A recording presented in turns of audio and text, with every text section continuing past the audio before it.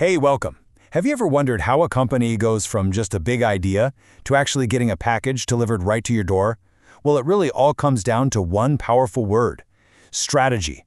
So today, let's pull back the curtain and see how this huge concept shapes, well, literally everything a company does.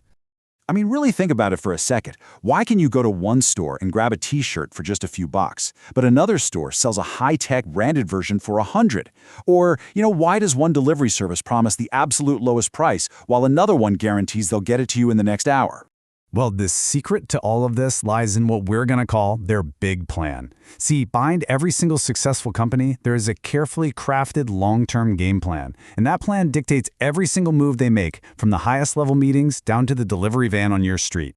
So what even is strategy? You can think of it as the North Star for a business. It's that high-level roadmap that answers two absolutely fundamental questions.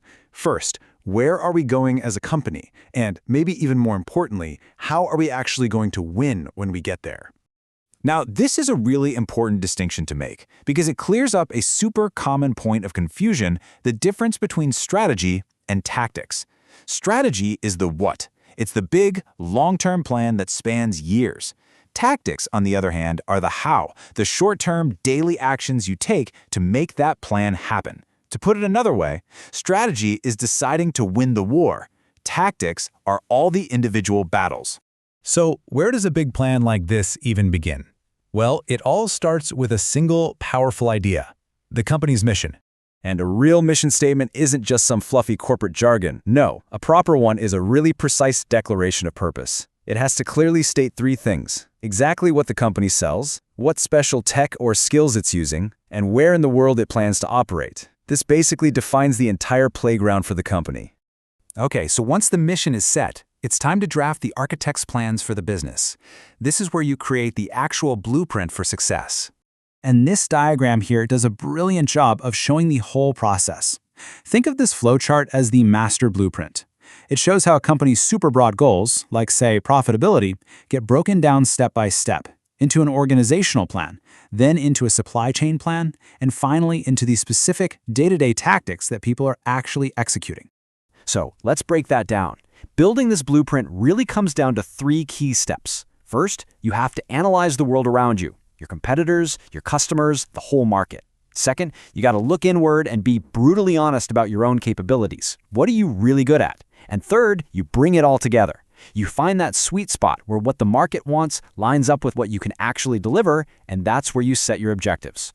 Okay, so you've done your homework. You understand the landscape. Now comes the biggest question of all: how are you actually going to play the game and compete? This classic model lays it out perfectly. To get a real competitive advantage, a company pretty much has to choose one of two paths. You can either be the cost leader, which just means you're the cheapest game in town, or you can be the differentiation leader, which means you offer something so unique or so much better that people are willing to pay a premium for it. And here's the most crucial part: you have to choose.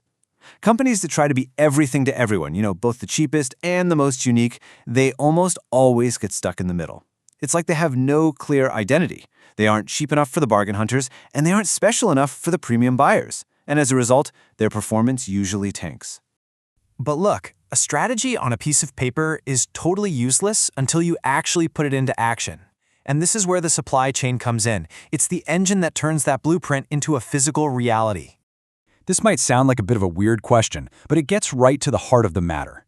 How does some high-level corporate mission statement actually affect the daily route of a delivery truck driver? The answer is profoundly. Just look at this comparison. If your strategy is all about low cost, then your entire supply chain is built for one thing: efficiency.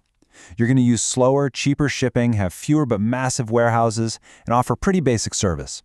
But if your strategy is differentiation based on, say, speed, you'll happily pay for premium transport, set up more warehouses closer to your customers, and provide amazing high-end service. You see, the strategy dictates everything.